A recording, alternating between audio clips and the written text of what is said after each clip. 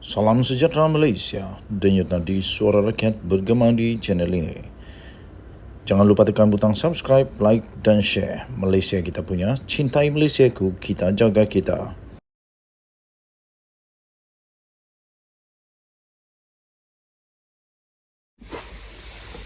Salam sejahtera Malaysia, denyut nadi suara rakyat bergema di channel ini. Tuan-tuan dan puan-puan yang dihormati sekalian, antara kerusi yang paling panas sekarang ini dibincangkan di seluruh media sosial, di tempat-tempat blog-blog di mana-mana yang mengikuti perkembangan kenegaraan Malaysia, yang cinta akan negara Malaysia. Salah satu topik sekarang ini adalah tentang kerusi kosong, kerusi panas daripada Jabatan Peguam Negara. Of course, yang disebut yang dibincang-bincang itu tidak lain tidak bukan adalah siapakah Peguam Negara yang baru. Teka-teki, siapakah yang akan menduduki kerusi panas selaku Peguam Negara Malaysia untuk menggantikan Tan Sri Idrus Harun? Telah pun terjawab. Tahniah diucapkan. Telah pun terjawab apabila Datuk Ahmad Teriruddin Muhammad Saleh diumumkan sebagai Peguam Negara yang baru. Datuk Teriruddin bukanlah seorang yang asing dalam lingkungan penjawat awam, kerana beliau telah berkhidmat dengan kerajaan sejak peringkat awal kerjaya beliau lagi. Selesai menamatkan pengajian ijazah sarjana muda di Universiti Malaya pada tahun 1992. Tidak keterlaluan juga untuk dikatakan bahawa pilihan untuk melantik Datuk Teriruddin sebagai Peguam Negara Malaysia yang baru adalah pilihan yang amat tepat sekali, kerana beliau merupakan individu yang dilahirkan dan dibesarkan, iaitu born and bred dalam sistem undang-undang negara, dan telah didedahkan kepada pelbagai aspek, termasuklah dari segi sistem kehakiman, pentadbiran, baik dari segi aspek sivil maupun jenayah. Secara latar belakang ringkas ke atas pengalaman yang amat luas, Datuk Teriruddin ini dari segi pentadbiran, beliau pernah berkhidmat sebagai pegawai undang-undang kehakiman. Patutlah. Penolong kanan pendaftar. Wow. Lepas itu, beliau juga adalah pegawai khas kepada Ketua Pendaftar Mahkamah Persekutuan Malaysia. Kemudian pegawai khas kepada Ketua Hakim Negara. Dan seterusnya dilantik ke jawatan Ketua Pendaftar Mahkamah Persekutuan. Dari segi kehakiman pula, Datuk Teriruddin ini juga sebelum ini pernah dilantik sebagai Magistrat, Hakim Mahkamah Session dan juga pengerusi Mahkamah Perusahaan. Tidak boleh dilupakan juga adalah fakta bahawa beliau juga turut pernah menjawat jawatan penasihat undang-undang di negeri kelahiran beliau, iaitu negeri Kedah, di mana beliau telah juga turut dianugerahkan Bintang Perkhidmatan Cemerlang Kedah PCK, dan seterusnya dianugerahkan darjah Datuk Seri Setia. Darjah Datuk Setia Diraja Kedah DSDK yang membawa gelaran Datuk. Atas hikmat cemerlang beliau, Datuk Teriruddin telah turut diberikan kepercayaan untuk mengetuai bahagian pendakwaan Negeri Sembilan selaku Ketua Unit Pendakwaan melibatkan kes-kes jenayah dan kuasi jenayah. Selepas itu dan atas dasar kebolehan beliau yang pelbagai, beliau diberikan kepercayaan pula untuk mengendalikan kes-kes sivil apabila menjawat jawatan Peguam Kanan Persekutuan selaku unit kontrak dan kecuaian perubatan bahagian guaman Jabatan Peguam Negara. Berikutan daripada itu, beliau dilantik pula sebagai Timbalan Ketua Bahagian Guaman 3 Bahagian Guaman Jabatan Peguam Negara. Jawatan terakhir Datuk Teriruddin sebelum dilantik sebagai Peguam Negara Malaysia adalah sebagai Peguam Cara Negara, iaitu individu nombor 2 di Jabatan Peguam Negara Malaysia. Dari sudut sosial pula, Datuk Teriruddin bukanlah individu yang asing kepada mana-mana pegawai undang-undang, baik di Jabatan Peguam Negara maupun di sektor kehakiman. Malah beliau juga amat disenangi serta dihormati di kalangan kaki tangan kedua-dua, sokongan di kedua-dua sektor hal ini.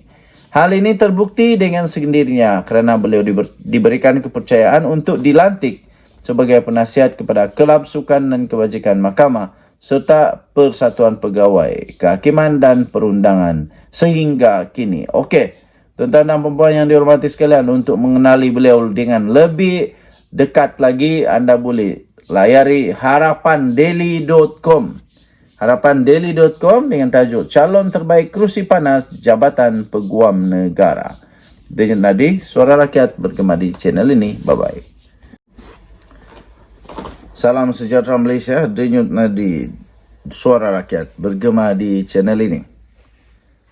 Dapat disahkanlah, saya dapat sahkan pada ketika ini, memang Tun Mahathir bersama dengan pemimpin PAS. Ya, mungkinkah? Betulkah? Atau wajarkah? Relevankah Mahathir bersama dengan PAS? Tetapi itulah yang sedang terjadi sekarang ini, di mana nampaknya Tun Dr. Mahathir Mohamad sentiasa bersama dekat dengan PAS. Terbaru ya tuan-tuan dan puan-puan, Tun Mahathir yang dulunya langsung tak ngam dengan PAS, sekarang ini seolah-olah menjadi satu figura besar, penting bagi PAS. Seolah-olah satu figura yang cukup penting untuk memberi nasihat kepada pemimpin-pemimpin PAS. 4 MBPN, 4 Menteri Besar Perikatan Nasional dilaporkan, disahkan telah bertemu dengan Tun Mahathir. Di antara ataupun yang telah bertemu dengan Mahathir itu termasuklah Sanusi, Hadi Awang, Tun Mahathir, Ahmad Samsuri dan Muhammad Nusuruddin, Muhammad Shukri dan Taqiyuddin. Mereka semua telah berjumpa dengan Mahathir. Seramai 4 orang menteri besar daripada Perikatan Nasional PN telah mengadakan pertemuan dengan bekas Perdana Menteri Tun Dr. Mahathir Mohamad di kediaman beliau pada jam 5.30 petang pada Sabtu. Mereka ialah Menteri Besar Terengganu, Datuk Seri Dr. Ahmad Samsuri Mokhtar, Menteri Besar Kelantan, Datuk Muhammad Nasruddin Daud, Menteri Besar Kedah, Datuk Seri Muhammad Sanusi Madnor, dan Menteri Besar Perlis Muhammad Shukri Ramli, ditemani oleh Presiden PAS sendiri Tan Sri Abdul Hadi Awang dan Setiausaha Agung PAS, iaitu Datuk Seri Taqiyuddin Hasan. Pengerusi mobilisasi, susah juga mau sebutnya. Pengerusi mobilisasi Proklamasi Orang Melayu, Khairuddin Abu Hassan berkata, pertemuan itu bagi membincangkan pelbagai topik, khususnya mengenai perancangan pembangunan ekonomi negeri-negeri di bawah pemerintahan PAS. Jadi sekarang ini Mahathir dah jadi penasihat kepada PAS kah? Wah, Dr. Mahathir katanya berpandangan negeri-negeri di bawah pentadbiran PAS mempunyai pelbagai potensi untuk dibangunkan setaraf kemajuan negeri di sebelah pantai barat semenanjung Malaysia. Jadi adakah sekarang ini PAS mengakui bahawa Mahathir ini orang bijak? Mahathir ini cukup bijak untuk membantu PAS. Yang dulunya PAS tak setuju, tak boleh terima idea Mahathir. Sekarang ini seolah-olah Mahathir, seolah-olah mereka setuju sudah, dah boleh terima. Dan mereka menyedari bahawa PAS yang dulu itu salah. PAS yang dulu itu perlu untuk berubah, dan sekarang ini perlu bekerjasama mendengar suara Mahathir pula.